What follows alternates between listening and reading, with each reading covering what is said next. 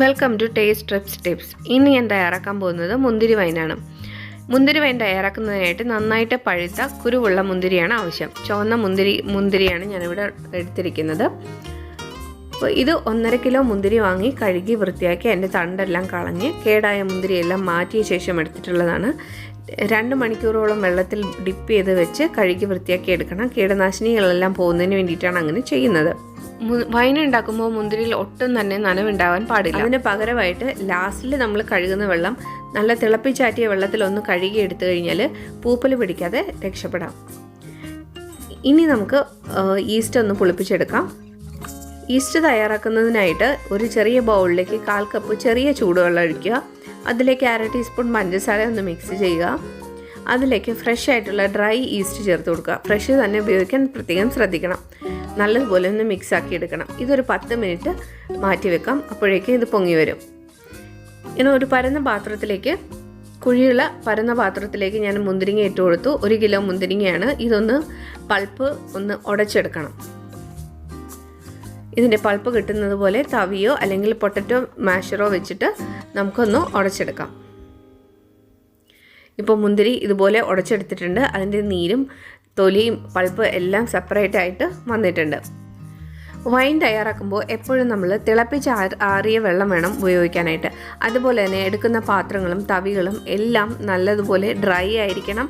അതുപോലെ തന്നെ അണുവിമുക്തമാക്കിയതുമായിരിക്കണം. നല്ലതുപോലെ വെയിലത്ത് ഉണക്കിയ ശേഷം എടുക്കുക. ഒട്ടും തന്നെ നനവുണ്ടാവാൻ പാടില്ല. ഇനി ഈ ഭരണിയിലേക്ക് മുന്തിരിയുടെ ആ പൾപ്പ് ചേർത്ത് കൊടുക്കുക. ഞാനിവിടെ 3 ലിറ്ററിൻ്റെ ഭരണിയാണ് എടുത്തിരിക്കുന്നത്. അപ്പോൾ 1 ലിറ്റർ വെള്ളം തന്നെ ഇതിനകത്ത് കൊള്ളുകയുള്ളൂ. ഇനി നമുക്ക് പൊങ്ങിയ ഈസ്റ്റ് ചേർത്ത് കൊടുക്കാം. ഇനി 1 ലിറ്റർ വെള്ളം ഒഴിക്കാം. വലിയ ഭരണിയുള്ളവർക്ക് 1.25 ലിറ്റർ വെള്ളം വരെ ഒഴിക്കാവുന്നതാണ്. ഇനി ഞാൻ 1 കിലോ പഞ്ചസാര ചേർത്ത് കൊടുക്കുകയാണ്. പഞ്ചസാരയും വെള്ളവും ഈസ്റ്റും കൂടി നന്നായിട്ട് ഇളക്കി യോജിപ്പിക്കുക. ഇളക്കുന്നതിനായിട്ട് ഒരു തടിത്തവി, ഒരു പുതിയ തടിത്തവി ഉണ്ടെങ്കിൽ അത് തന്നെ ഉപയോഗിക്കുക. എൻ്റെ കയ്യിൽ ഇല്ലാത്തതുകൊണ്ട് ഞാൻ സിലിക്കോണിൻ്റെയും തടിയുടെയും കൂടെ മിക്സ് ആയിട്ടുള്ള ഒരു തവിയാണ് യൂസ് ചെയ്യുന്നത്. നല്ലതുപോലെ ഇളക്കി യോജിപ്പിച്ച് കൊടുക്കുക. പഞ്ചസാര പകുതി മുക്കാലും അലിയുന്നത് വരെ ഒന്ന് ഇളക്കി കൊടുക്കുക. ഇനി സൈഡെല്ലാം നനവുള്ളതെല്ലാം ഒന്ന് തുടച്ച് വൃത്തിയാക്കി കൊടുക്കുക.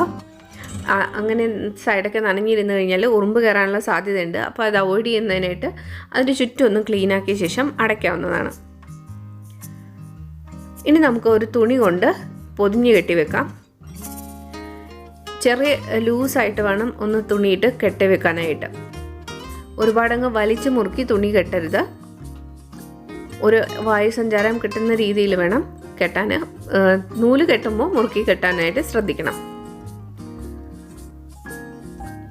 ഇത് നമുക്ക് ഡെയിലി 21 ദിവസം എടുത്ത് ഇളക്കി തിരിച്ച് വെക്കേണ്ടതുണ്ട്. മാക്സിമം 21 ദിവസമാണ്. 14 ദിവസം ആകുമ്പോൾ തന്നെ നമുക്ക് എടുത്ത് ഉപയോഗിക്കാവുന്നതാണ്. ഇപ്പോൾ ഞാൻ നെക്സ്റ്റ് ഡേ ഒന്ന് ഇളക്കി കൊടുക്കുന്നതിന് വേണ്ടിയിട്ട് എടുത്തു. ഇതുപോലെ എല്ലാ ദിവസവും ചെയ്യേണ്ടതാണ്. ഇപ്പോൾ ഞാൻ വൈകുന്നേരമാണ് ഇട്ടത്. അതുകൊണ്ട് നെക്സ്റ്റ് ഡേയും വൈകുന്നേരമാണ് ഞാൻ എടുത്ത് ഇളക്കുന്നത്. എല്ലാ ദിവസവും വൈകുന്നേരമാണ് എടുത്ത് ഇളക്കി കെട്ടി തിരിച്ച് അതുപോലെ തന്നെ വെക്കുന്നത്. ഏതെങ്കിലും കബോർഡിൻ്റെ ഒരു സൈഡിലോട്ട് വളരെയധികം വെളിച്ചമില്ലാത്ത ഒരു സൈഡിൽ വേണം വൈൻ സൂക്ഷിക്കാനായിട്ട്. ഇതുപോലെ തന്നെ തിരിച്ച് കെട്ടി വെക്കുകയാണ്. ഞാൻ 21 ദിവസം കഴിഞ്ഞിട്ടാണ് എടുത്തത്. 14 ദിവസം ആകുമ്പോൾ തന്നെ വൈൻ പാകത്തിനായി വരുന്നുണ്ട്. അപ്പോൾ നമുക്ക് 14 ദിവസം കഴിഞ്ഞിട്ട് വേണമെങ്കിലും നമുക്ക് ഉപയോഗിക്കാവുന്നതാണ്. ഇതിപ്പോൾ 21 ഡേയ്സ് കഴിഞ്ഞു. ഇനി നമുക്ക് വൈൻ്റെ അവസ്ഥയൊന്ന് നോക്കാം.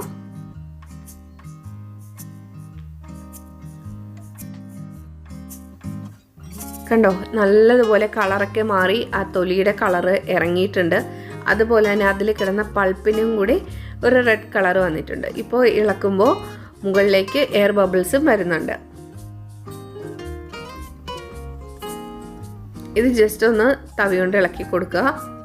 ഇതിന് നമുക്ക് അരിച്ച് ഒരു പാത്രത്തിലേക്ക് എടുക്കാം. പാത്രം നല്ലതുപോലെ ഡ്രൈ ആയതും നല്ല വൃത്തിയുള്ളതുമാണ്.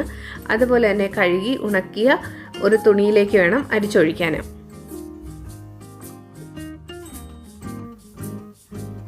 ഇത് അരിച്ചെടുത്ത ശേഷം സൂക്ഷിക്കുന്നതും കുപ്പികളിലാക്കി, നല്ല ഡ്രൈ ആയിട്ടുള്ള കുപ്പികളിലാക്കി വേണം സൂക്ഷിക്കാൻ.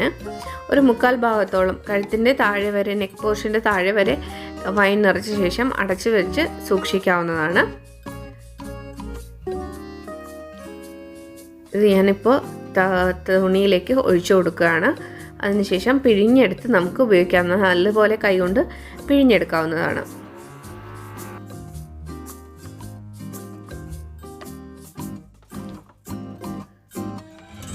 വൈൻ മുന്തിരിയുടെ നീര് നല്ലതുപോലെ മാക്സിമം പിഴിഞ്ഞ് നമുക്ക് എടുക്കാവുന്നതാണ്.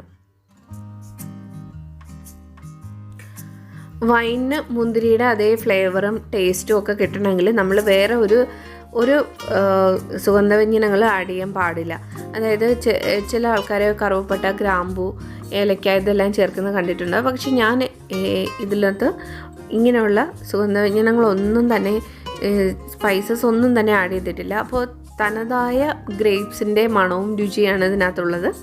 ആകെ 3 ഇൻഗ്രീഡിയൻസ് മാത്രം വെച്ചിട്ട് വളരെ ഈസി ആയിട്ട് തയ്യാറാക്കാൻ പറ്റുന്ന ഒരു ഗ്രേപ്പ് വൈനാണിത്. ഇതിന് ഗ്രേപ്സിൻ്റെ മണവും രുചിയും മാത്രമേ ഉള്ളൂ, വേറെ അഡീഷണൽ ഫ്ലേവേഴ്സ് ഒന്നും തന്നെയില്ല. വൈൻ നല്ല ഇരുണ്ട കുപ്പികളിലാക്കി വേണം സൂക്ഷിക്കാൻ. ഞാനിവിടെ വീഡിയോയ്ക്ക് വേണ്ടിയിട്ടാണ് ഈ വെള്ള കുപ്പികളിലാക്കി വെക്കുന്നത്.